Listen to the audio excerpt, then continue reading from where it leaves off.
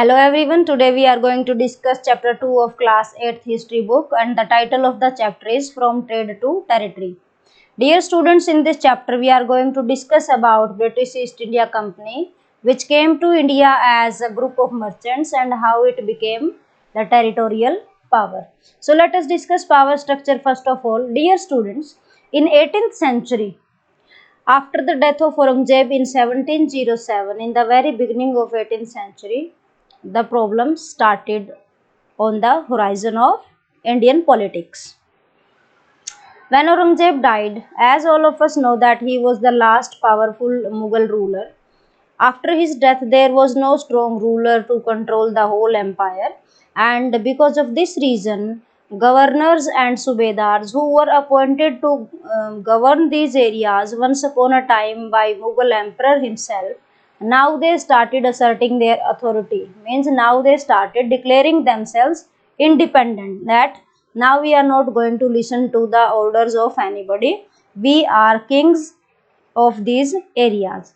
So in this process, many regional kingdoms emerged in India. Other than that, one more power was emerging on Indian scene, that was British East India Company. They came as traders and became the masters.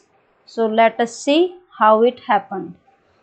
First of all, I want to tell you about the origin of East India Company. Basically, dear students, it was a group of merchants. And in 1600, this group of merchants known as East India Company, they acquired a charter from the monarch of Britain, Queen Elizabeth I. Charter is a document.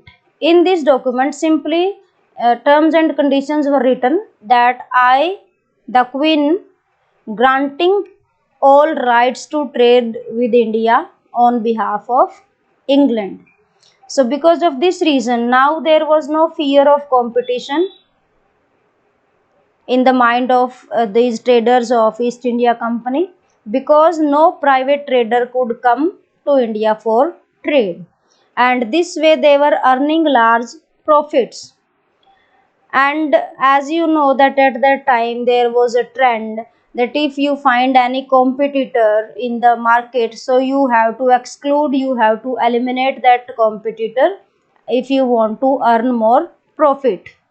So they were very successful in excluding these competitors from England, but they could not exclude companies from other countries such as Portugal, France, Netherlands, etc.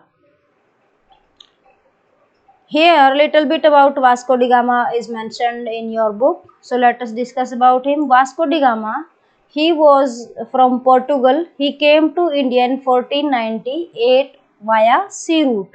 So he is responsible for discovering sea route from Europe to India. Earlier trade was done by land routes and it was not so profitable because water transportation is cheap. So it was really helpful for all the people from Europe and other countries to travel by sea route and have trade with India.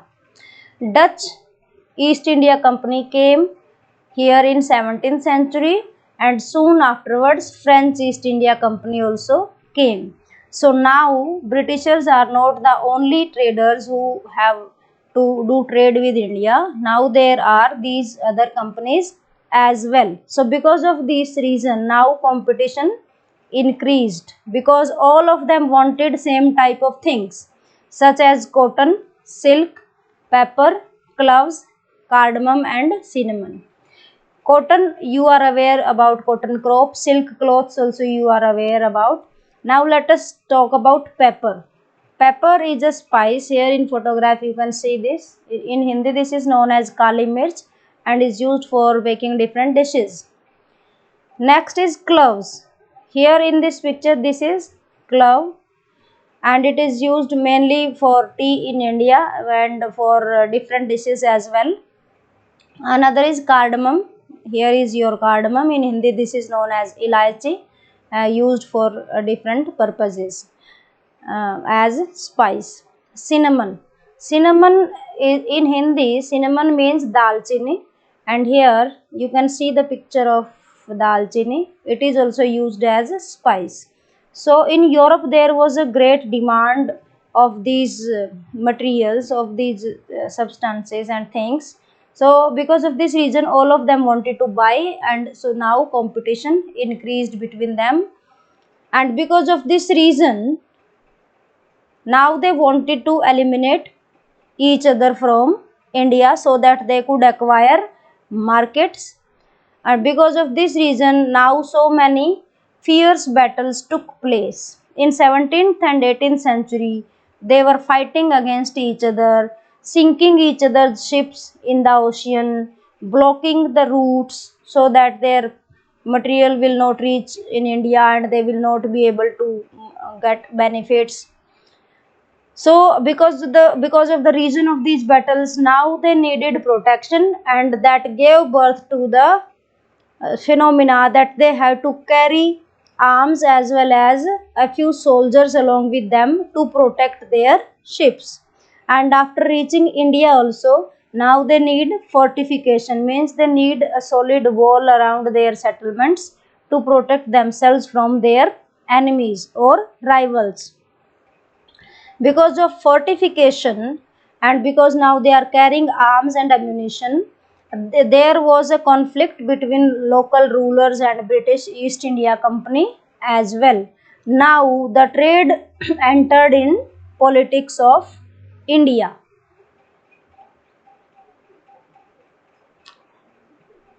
East India Company begins trade in Bengal. Let us discuss this, how it happened. First factory was established by the British East India Company near River Hooghly in 1651.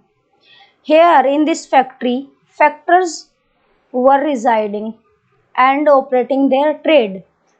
And because of this reason only this was called factory. This factory was not like present day factories of factory of chips or factory of making soap, etc. This factory was simply like a warehouse, like a storeroom and a residential place of these traders. By 1696 they started fortification of their settlements, and the beginning was done by taking zamindari rights over 3 villages. In your book only one village is mentioned, but you should know the correct information.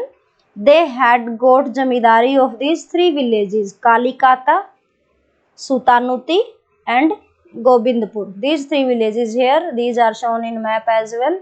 This is map of Kolkata now, currently known as, this is Kalikata and Gobindpur. These 3 villages were taken by British East India Company, and there was a person whose name was something Mr. Job Charnock. Mr. Job Charnock. He was responsible for developing them, and then slowly and slowly here the city known as Calcutta emerged. Aurangzeb had given them a farman for duty-free trade. Here farman means royal order because it was given by the ruler, so this is called royal order or farman. So in that he had granted them permission that if you want to do trade in these particular areas, you don't need to pay any tax for that. Now the question arises, why Aurangzeb will give them this duty-free farman? The reason is, dear students, first they would pay some amount, like paying him 50,000 rupees, and so they would be given farman. Okay, you can have duty-free trade, because already they have given something. It was a sort of bribe or it was a sort of gift, and the ruler could give such orders to them. But these traders, they started misusing farman, and because of that farman now the revenue of Bengal Nawabs reduced. How they misused farman, you should understand this as well. Misuse of farman means that these rights are given to only company for trade, but same document, any of these traders, if they want to do their private trade, they would use the same document, same order which was issued by Aurangzeb, and they will do trade in India. So it was a double loss to the Nawabs of Bengal, and because of this reason only the conflict arises between Nawab of Bengal and British East India Company. Here, how trade led to battles in Bengal. Let us discuss this subtopic. In early 18th century, these conflicts, these fights became very fierce. There were three strong rulers of Bengal. First, Murshid Quli Khan, then Alivardi Khan, and Sirajuddola. Battle of Plassey was fought with Sirajuddola. These rulers were very strong, so they refused to grant concessions to British East India Company. That we are not going to give you any concessions. If you want to do trade, do like other traders. So no special grants from us. And these Nawabs said that you should give us large tributes, like you had given to Aurangzeb, then he gave you Farman. So now we are independent of Mughal Empire. So you need to give us some tribute, then only we will allow you to have duty free trade. And you should not mint coins, means you should not make your coins, because making coins is the right of the king, but you are using this. So this should be stopped. They denied extension of fortifications as well. These Nawabs, they said that you don't have to make forts in our kingdom. This is undermining our authority. They told British East India Company that you are simply deceiving us. You are simply cheating Bengal, and you are depriving Bengal of huge revenue, the revenue which we could have got from trade, but you are doing here duty free trade, misusing Farman. So now we are not able to get that much benefit from the traders. So you are a huge loss to us, and you are undermining our authority. So these were the demands. So let us see how company responded to these demands. Company said your demands are unjust, means your demands are completely wrong. We are not going to do these things whatever you are asking. Moreover, British East India Company officials said that Nawab's officers who have been appointed in different areas, they are ruining company's trade. They are asking high tax from them, and so we are not able to earn profit. Duty removal is necessary if you want that trade should flourish. So we are not going to have here some kind of, we are not going to give you some kind of duty. It is must to have duty free trade, then only our trade will flourish in India. Further they said we will make forts also. You can't stop that. If we have to expand our trade, surely we need forts. Here forts means a kind of wall which was just built around their settlement. You can see in the photograph. So if they have their warehouses in a particular area, around that there will be these type of walls, and when they start constructing these walls, this is known as they are doing fortification. So they said this is very important if we have to expand our trade. And they said buying up of villages is also necessary for us if we have to make our settlements here, if we have to expand our settlements. Okay, then let us discuss about Battle of Plassey. So that was the scene. If we discuss about the causes of the Battle of Plassey, there also you have to tell the same things about Farmans and misuse of Farmans and loss of revenue to Bengal, and this led to Battle of Plassey. So let us discuss here. In the beginning it was mentioned in your book that Alivardi Khan died in 1756, and as you know that Battle of Plassey was fought in 1757. So means next year only there was a battle between the British East India Company and Nawab of Bengal. So after his death, After the death of Ali Vardi Khan, Sirajuddaulah became the next Nawab. But the company wanted that there should be a puppet Nawab. Puppet. Puppet means Katputli type of Nawab, that whatever we will ask him, he will do that. He should obey our instructions. That kind of king they wanted to sit on the throne. They tried to give their support to a rival claimant to the throne. A rival claimant means a person who was claiming that I want to become the Nawab because I have certain rights, and company was supporting him. But Sirajuddaulah was smarter. He acquired the throne and Britishers were unsuccessful. So now Sirajuddaulah told East India Company, you have to pay the tax. You are not going to have duty free tax here. And he clearly told them, you have to stop fortification as well, otherwise you will face the result, otherwise you will face the consequences. Some sort of negotiations also took place between British East India Company and the Nawab, but these negotiations they failed. Now Nawab started with 30,000 soldiers to Kasim Bazar factory. Here there is one place known as Kasim Bazar in Kolkata even till date. There Britishers had their factory, means there was their place, warehouse as well as residential houses were there. So it was attacked by Sirajuddaulah.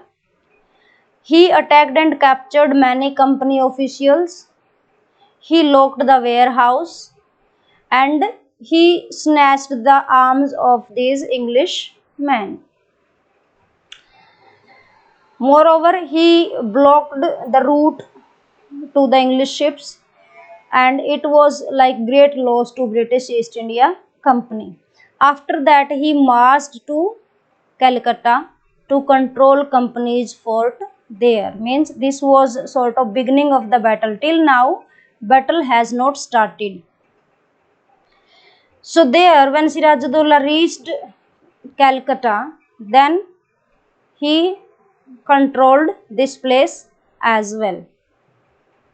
After the fall of Calcutta, when Calcutta came under the control of Sirajuddaulah, at that time Robert Clive, who was earlier in Madras, he came with naval fleet.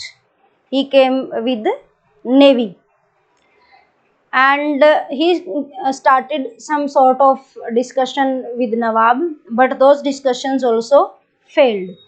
Ultimately, in 1757, Robert Clive led an army against the Nawab at a place known as Plassey. Mir Jafar cheated the Nawab. Mir Jafar was basically commander of Sirajuddaulah, and he was in continuous touch with Robert Clive. Robert Clive had promised him, if you can help us defeating Sirajuddaulah, we will make you Nawab of Bengal.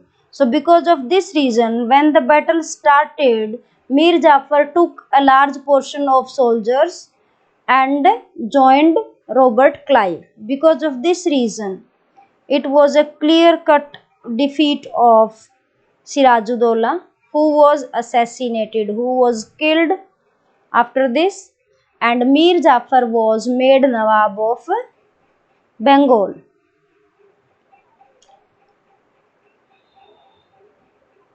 Now, till date, Britishers had no intention to conquer the territories. They simply wanted to expand their trade. But it happened just like that. They tried negotiations which failed. So, they had to fight this battle. And now afterwards, when Mir Jafar was appointed as Nawab, there can be one question from this as well. What were the results of Battle of Plassey? So in that you will tell, Nawab of Bengal was defeated, he was killed, and Mir Jafar was made the next Nawab of Bengal. Then what happened? After some time, Mir Jafar also was removed from the throne, and then again British East India Company appointed somebody as Nawab of Bengal. What was that? Dear students, here I want to tell you, basically in your book some wrong information is given. Mir Jafar was thoroughly incompetent ruler. He could not collect revenue in an effective manner. He could not fill his treasury, and he could not fulfill the demand of the Britishers, who always wanted golden coins from him, because he was appointed by British East India Company, and always they put their demands more and more, so he couldn't fulfill. So Britishers thought that he is good for nothing.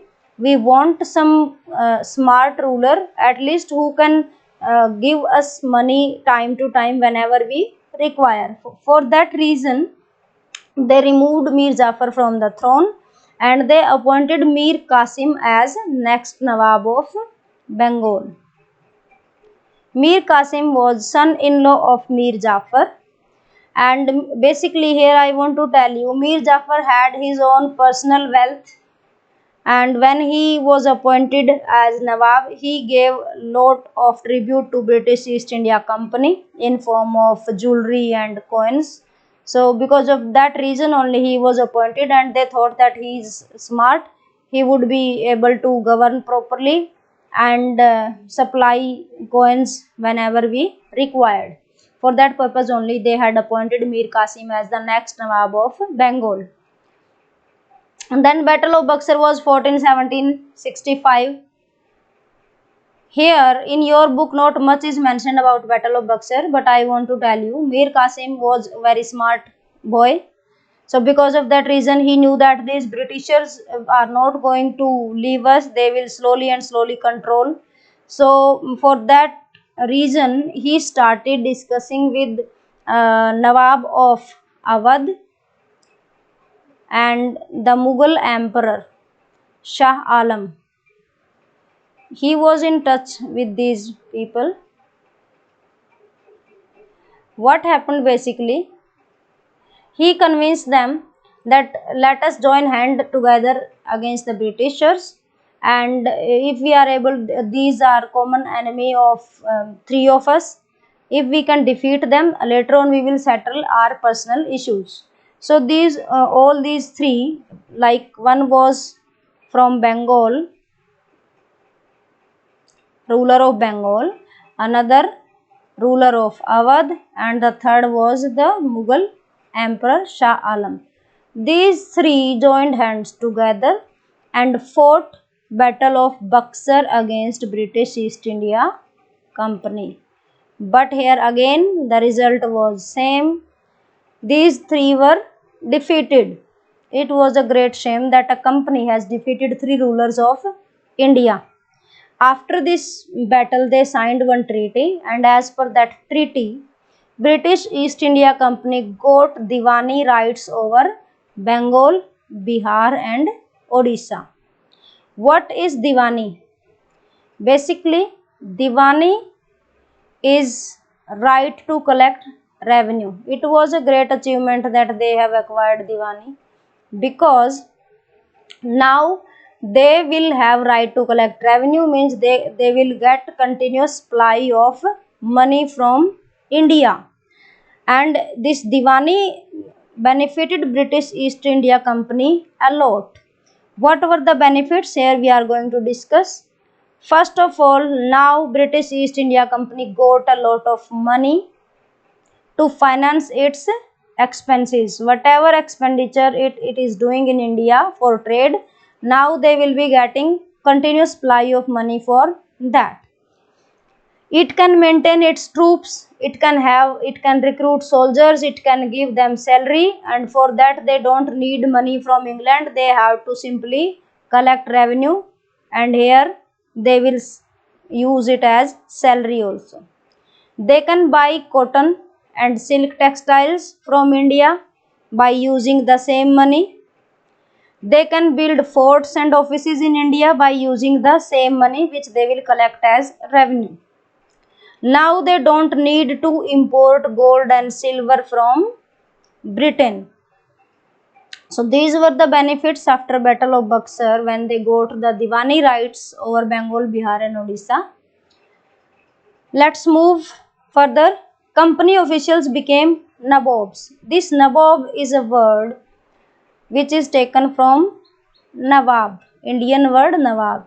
So here in this paragraph in your book it was simply discussed that because whosoever will become new ruler who will be put on the throne, that also will give lot many gifts and precious jewelry to the officials of East India Company, and they were earning lot many benefits by doing trade as well. So because of this reason, companies, officials, traders, they had become very rich. Here one example is given. Robert Clive, he came in India when he was 14 years old, and when he left India, went to England, then he had this much of wealth under his control. It is in the pounds because their currency is in pounds. So when he went to England, there were charges of corruption against him. But when he was appointed as governor, he was given responsibility that there is a lot of corruption in India and you should try to remove it.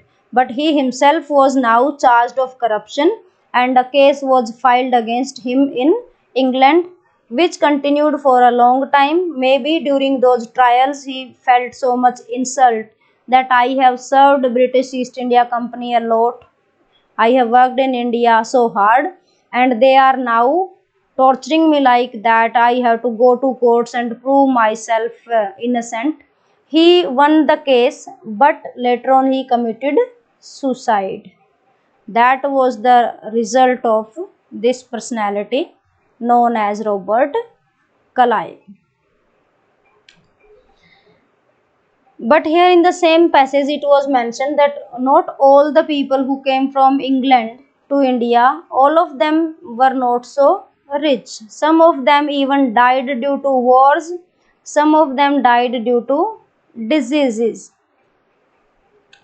But those merchants who had come to India and could earn lot of profit, after going to England they would show off their riches and people would ridicule them, means people would make fun of them because they considered that they are not royal people. They simply went to India and they have earned this much of money, and now they are here flaunting their wealth. So they were ridiculed in the plays and dramas in England. Let us see now how companies rule expense. Basically, company rarely launched direct attacks on states. Whenever company found itself that there is no other option but wars, then only it would fight. Otherwise, the technology, the device adopted by company was very simple, that you don't have to engage in wars. You can use different methods. One of those methods was subsidiary alliance, and it was invented by Lord Wellesley. I have made one video on subsidiary alliance as well, that you can search on the channel, and I have discussed many aspects of subsidiary alliance. In this subsidiary alliance, basically it was very effective device. British East India Company would appoint one resident in the court of Indian ruler. He would be keeping an eye on all the functioning of the court of the Indian ruler. They would appoint British troops as well in the kingdom, and the salary would be given by Indian ruler. Means soldiers are of British, but the salary would be given by Indian ruler. And if they are not able to pay salary to these soldiers, any part of his territory would be taken by the British as salary. And another feature of subsidiary alliance was that they told the Indian ruler who would sign subsidiary alliance, he had to remove all European powers from his court. Means he will not give any job to French or to Dutch people or to Portuguese. Means now they are excluding their competitors from the market. Another devices were, which we will discuss later on in this chapter only, topic wise. Another was doctrine of lapse, that also was used by the British to expand their trade and rule. Now let us discuss about Tipu Sultan, who is known as Tiger of Mysore. He was son of Hyder Ali. Hyder Ali had ruled this kingdom from 1761 to 1782 and fought battles against British and had defeated them as well. After the death of Hyder Ali in 1782, Tipu Sultan became the next ruler and he ruled up to 1799. And Tipu Sultan was considered very arrogant, egoistic and rude ruler by the British. He was controlling trade from Malabar coast. Malabar coast, earlier also I had told you, Malabar coast is a coast here which I would like to see. Suppose this is India. So this coast here, this is known as Malabar coast. So he was controlling trade through, which was done through these ports in this area. And here company used to buy pepper and cardamom from this region. In 1785, Tipu Sultan stopped this trade with the company. He said, I am not going to allow you buy anything from this region and I am not going to allow you to enter your ships in my ports. And another thing about Tipu Sultan was that he was very close to French people, and with their help only he had modernized his army and he had become very powerful, and he was aware about the advanced technology as well. Not only this, Tipu Sultan is said to have invented one gun as well, and that gun was taken by the Britishers, and now they patented and they said that this gun is invented by Prince of England. So such kind of things were very common which were done by the British. So to control Mysore, Britishers had to fight 4 wars. These wars were known as Anglo-Mysore wars. Anglo word is for the British and Mysore is for Mysore. First war was fought in 1767 to 1769. Second was fought from 1780 to 84. These fights continued for years and years. Then third was fought between 1790 to 92 and the last in 1799. Basically in these battles Britishers could not defeat Tipu Sultan and his father completely. But in 1799 in Battle of Seringapatam they defeated ruler of Mysore fully, and Tipu was killed in this battle. After the murder of Tipu Sultan, what Britishers did basically, they searched that who was ruling this region prior to Hyder Ali. So there was one Wadiyar dynasty. Earlier they were ruling, and Tipu Sultan's father had removed that ruler from the throne and he had become the ruler himself. So now Britishers searched that person and he made them ruler of Mysore, and after that they imposed subsidiary alliance on that ruler. Means now Mysore also signed this alliance. Another thing I want to discuss about this toy, this is known as Tipu's tiger toy. This toy when it is played, the tiger will roar and this soldier he would shout, save me, save me. So this shows the dream of Tipu Sultan, how he considered British East India Company and how what was his dream. Basically he wanted to crush British East India Company completely. Now let us discuss about the wars with the Marathas. Marathas were very strong and powerful in the beginning, but in Third Battle of Panipat in 1761, they were defeated and their power was crushed completely by Ahmad Shah Abdali. Now they divided into different ruling dynasties like Sindhia, Holkar, Gaikwad and Bhosle, and they were like a confederacy under Peshwa. Confederacy means these people, like suppose this is their kingdom which is known as Maratha kingdom. Okay, this is just example. Now they are ruling in different areas. Sindhia's ruling here, Holkar's ruling here, Gaikwad's here, Bhosle's here, like that. They are now different dynasties are ruling, but they are all united. Confederacy means they are called Maratha Empire. Somehow they are united for the just for the namesake. And Peshwa, they were united under Peshwa, the principal minister. But they had their own authority in their areas. They were making their own policies. Mahji Sindhia and Nana Fadnavis, these were two important and famous commanders and statesmen of Marathas.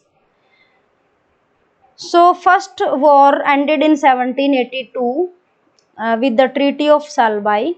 In this battle there were no clear winners. No one could claim that I am victorious. Second war was fought in 1803 to 1805. In this, British gained some regions like Odisha and territories in the north of Yamuna river like Agra and Delhi. The Third Anglo-Maratha War was fought in 1817 to 1819. In this, Maratha power was completely crushed, and the Peshwa, who was the main power at that time of Marathas, he was sent away to Bitur on pension. Here pension means, you should understand what is pension. Like there was one agreement between Peshwa and the British East India Company that you will live at this place known as Bitur, and simply you will be getting one amount from us as your pension. Suppose you will get 2 lakh rupees yearly. So that with that 2 lakh rupees you can have your servants, you can have your luxuries, and you can enjoy your life. That is known as pension. So after third war, Maratha power was completely crushed and Peshwa was sent on pension. So in future there would be no chances of Marathas emerging as powerful. Further in your book this was mentioned about their claim to paramountcy. Paramountcy means supremacy. You must have heard about supremacy, that this one is supreme power and everybody is accepting his supremacy. This is synonym to that only. This paramountcy means now Britishers are declaring themselves that we are paramount power in India and all Indian rulers are subordinate to us. No one can be considered powerful and supreme to us. This was started by Lord Hastings, Governor General. He was Governor General of India in from 1813 to 1823. He claimed that now company is paramount power in India, and because we are paramount power, we have right to annex any kingdom. We can give threatening to annex any kingdom. So when they started this policy of annexation, when they started this policy of acquiring Indian states and merging them in their own territories, it was challenged by some of the states. One example is given in your book. In Kittur, which is now in present day Karnataka, there was a queen, Rani Chinnamma. She started anti-British movement, but she was arrested and put into jail in 1824. There she died in the prison. She died in 1829. Afterwards, also this anti-British movement was started by a chokidar. Chokidar is a person, who stands at the gate. So he was chokidar of Sangoli, but he was also caught by British and he was hanged in 1830. Story was over. Now this is simply one example. In further chapters we will discuss about more examples, that which rulers and states objected to this policy of annexation and how wars were fought, and then how revolt of 1857 took place. Let us discuss Afghanistan issue. In your book, I feel so much wrong information is given. Book says that company established indirect control in Afghanistan. I don't agree. Basically, Anglo-Afghan wars were fought, no doubt, but in Anglo-Afghan wars there was a big insult to Britishers.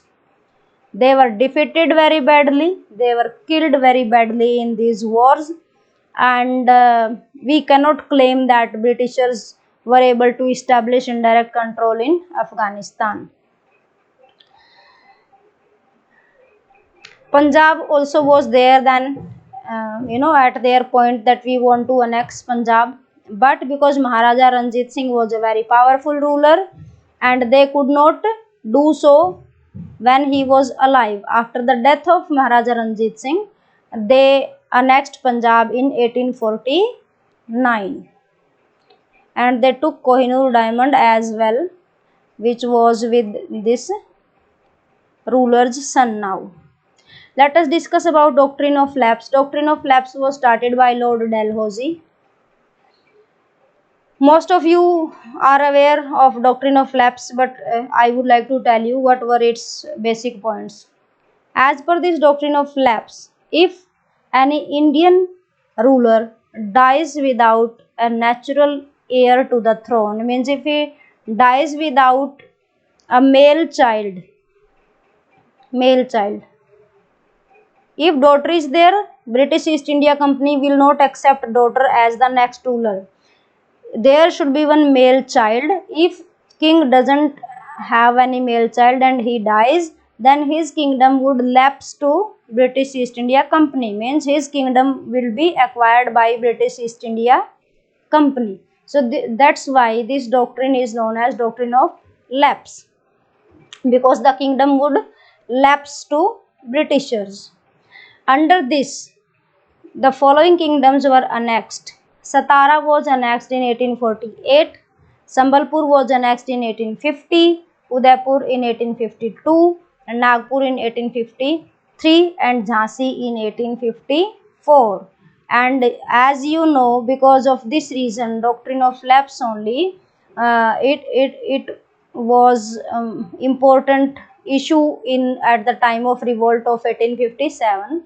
The revolt took place because of this reason as well. Revolt of 1857.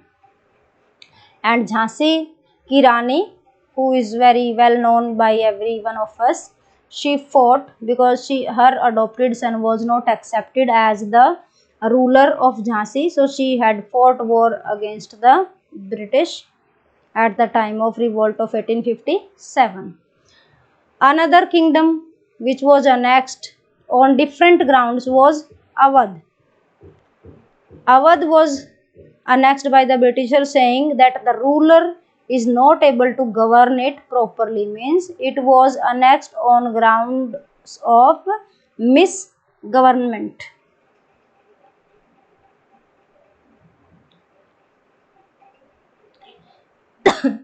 So till now Britishers had controlled huge territories in India. So there was a question how they will govern it properly now, how they will administer it.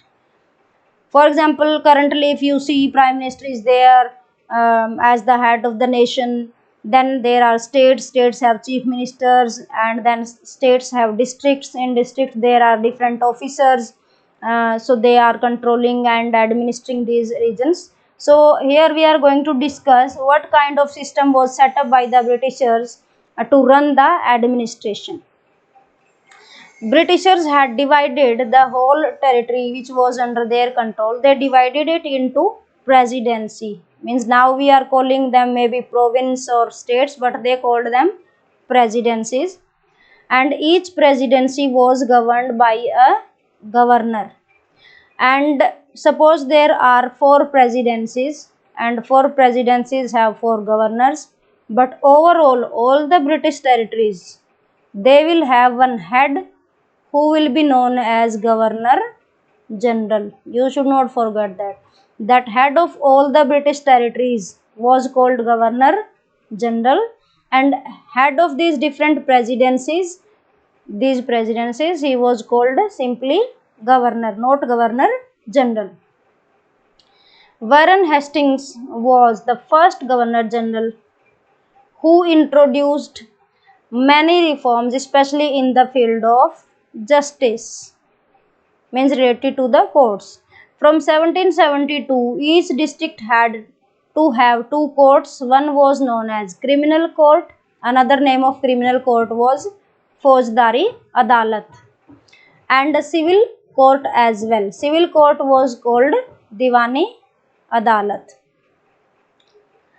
Maulvi and Hindu Pandits also were appointed with the judges to interpret religious laws for the European collectors who presided over civil courts. Basically, European collectors who were given the responsibility that in civil court you will work as judge. So that European collector doesn't have any knowledge about Indian rules, regulations, religious laws, like religious laws of Hindus, religious laws of Muslims. So Maulvis are the spiritual people of Muslims, and Pandits were from Hindu side. So they were appointed to interpret the laws of Hindus and Muslims to the European judges. The criminal courts were still under a Qazi and a Mufti. Qazi is also a judge. Mufti is also a judge. So criminal courts were under them.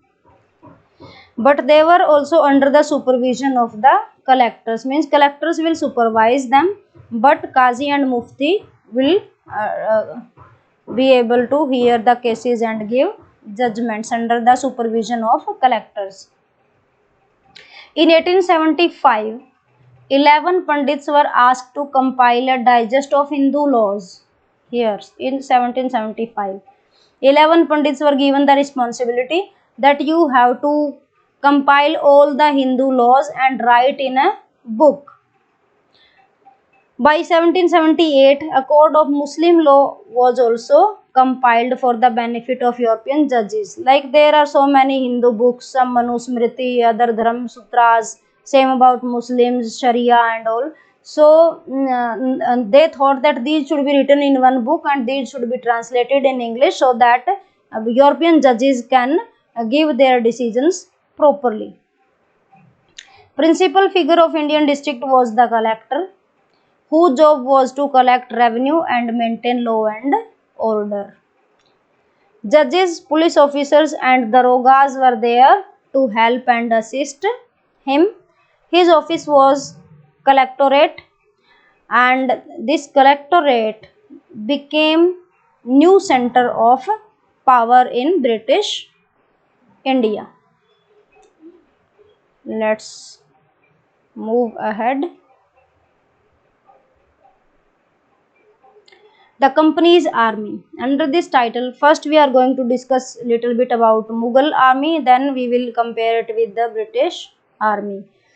Mughal army composition was like they had cavalry. Cavalry means sawars. A horseman was there, and with the horse, part of their army, which was known as cavalry. Infantry was pedal or foot soldiers. They were known as infantry. And these pedal soldiers, they were trained in archery and sword. Archery is this one. This is known as archery, tir andazi. Sword is your Hindi word talwar, you can use for sword. Cavalry dominated the Mughal army because they had to fight many battles in different regions, and horses had good speed. So cavalry was main part of Mughal army. These Mughals, they never felt any deep need for trained infantry. So generally, what was the phenomena at the time of war? The jamidars will supply the peasants who used to have sword, etc., they would send them in the battlefield, go and fight in the battlefield. But at the time of Britishers, some of these things changed. Britishers now started recruiting their own army. They called it Sepoy army. Sepoy is a word from Hindi word. In Hindi, you know, Sipahi means soldiers. So from this Sipahi, they call it Sepoy army. Their cavalry requirement reduced because of the reason as they were fighting in Burma, Afghanistan and Egypt, etc., which were very far off, and somewhere they have to go there by sea routes as well. So they thought that we don't need cavalry, horses will not be so much useful. So their requirement of cavalry reduced, and they wanted a trained infantry, basically Paidal Sena they wanted, and it was because they had to carry muskets and matchlocks. Musket, this is musket, this photo is given, this is musket, it is a type of gun, and matchlock is also a type of gun in which the ignition starts with match.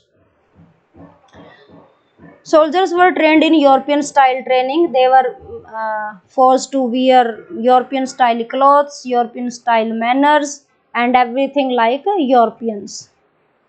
It created a problem because of caste and community regions and feelings. Because as per some religion, you need to wear tilak on your forehead, or you need to wear a small cap as per like Muslim religion. But they made it very clear to them that you have to follow the laws of our army, and you have to maintain yourself in the way we want. And because of this also revolt of 1857 took place, because soldiers were not happy with these rules and regulations and they revolted, and Britishers had to put lot many efforts to crush that revolt. Here let us discuss about the conclusion of your chapter. East India Company became a territorial power from a trading company. That is the final conclusion of your chapter. How it became possible? No doubt that they had advanced technology, they had brain, they used many different devices like subsidiary alliance, doctrine of lapse, etc. But this process was aided by new steam technology. Now they could build ships which were moving fast. It reduced time from England to India. Earlier it used to take 6 to 8 weeks, but now they could reach in 3 weeks in India, and it made it possible that they could bring their families, their soldiers or whatever they want from England in a very short period of time. By 1857, 63% of India was controlled by them, the territory of India, and 78% of population was under their control. These areas are under the control of Britishers, which are shown here on the map. So all these regions were controlled by them by 1857. And whatever parts of India are left now which are not under their control directly, but they had full fledged influence in these areas as well. Now virtually they were ruling the whole India in 1857. Hope you have understood this chapter. Further, dear students, for your study purpose, I have created some activities, and for those activities I have put link along with this video on YouTube. I want to tell you about it, how you can use these activities and play games related to your history chapter. So let us discuss. See, when you will click on the video on YouTube, you will see such kind of scene in front of you. Here, see at the right bottom this sign. Can you see this sign? You will click on this. When you will click on this, then you will find the link. See, exactly after clicking, then next scene will appear like this. This is the next scene. You have clicked there in that, and now you have got this thing. Here is one link of Hindi translation of the same chapter. There, this is the link of one activity which you can play online after clicking on this link. This is also one of the activity, and these activities I put in description of each video for your benefit only. So when suppose you have clicked on this link, suppose you have clicked on this link, so you will get this kind of scene in front of you.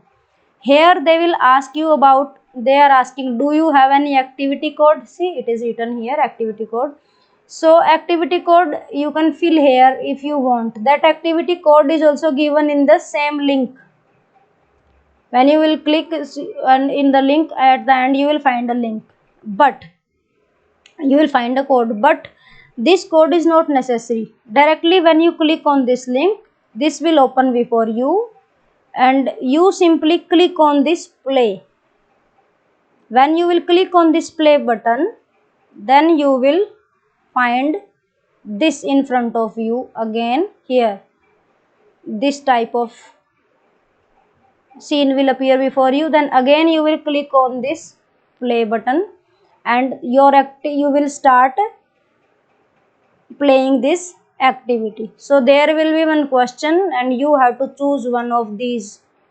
Okay, so if you will tick on this, it will tell this answer is wrong or correct. Your marks will be given here. So after 6, 7, 8 questions, this activity will be over and it will tell your score. So don't forget to play these activities which are given in the link of video. And if you have any doubt, type in the comment box so that I can clear your doubt. If you want any video on some other topic which you have not understood, that also you can type in the comment box. I will make one video and upload it on YouTube. Thank you. May God bless you. Don't forget to subscribe to my channel and also press the bell icon to get the notifications about my latest videos.